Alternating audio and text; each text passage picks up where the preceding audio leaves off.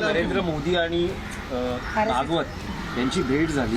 काय संकेत आहेत या भेटीतले? संकेत स्पष्ट आहेत आणि जी माहिती बाहेर येते आहे ती स्पष्ट दिसते आहे की सप्टेंबर महिन्यात नरेंद्र मोदी यांनी जाहीर केल्याप्रमाणे जे धोरण आहे की 75 वर्ष झालेल्यांनी सत्तेच्या पदावर राहू नये. कोणत्याही मंत्री, प्रधानमंत्री, राष्ट्रपती.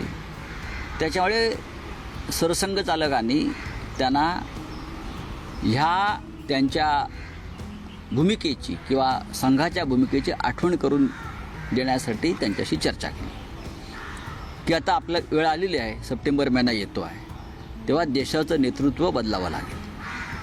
दुसरं म्हणजे भारतीय जनता पक्षाच्या राष्ट्रीय अध्यक्षपदासाठी सुद्धा संघाची एक भूमिका आहे असं समोर आलेलं आहे आणि त्यानुसार संघाला हवी असलेली व्यक्ती भाजपच्या अध्यक्षपदी यावी ही भूमिका संघाची मला स्पष्टपणे दिसते आहे. ज्या अर्थी 10-11 वर्षांनी नरेंद्र मोदींना नागपुरात जाऊन सरसंघ चालकांना भेटावं लागलं, ही काय साधी गोष्ट नाही. इतक्या वर्षात गेले नाहीत. नड्डा यांनी तर आम्हाला संघाची गरजच नाही 400 पार करण्यासाठी अशी भाषा आहे. जेव्हा राष्ट्रीय अध्यक्ष बोलतो भाजपचा तेव्हा ते प्रधानमंत्री मोदींचीच भूमिका असते.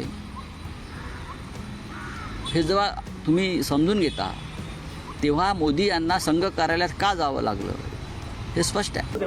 मोदीजींचा उत्तराधिकारी शोधण्याचं कुठलंही कारण नाही. मोदीजी आमचे नेते आहेत. अजून बरेच वर्ष मोदीजी काम करणार आहेत. आमच्या सगळ्यांचा आग्रह आहे, आम्ही 2029चे पंतप्रधान म्हणून मोदीजींकडेच बघतो आहे, पूर्ण देश बघतो आहे.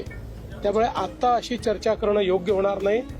आणि भारतीय संस्कृतीमध्ये वडील जिवंत असताना मुलांचा विचार होत नाही, करायचाही नसतो.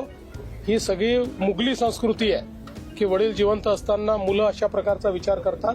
त्यामुळे आता कोणाचाही कुठेही उत्तराधिकारी निवडण्याचा वेळही आलेले नाही, तसा प्रश्नही नाही. आणि जोपर्यंत माझा विषय आहे, माझा त्याच्याशी संबंध येईल.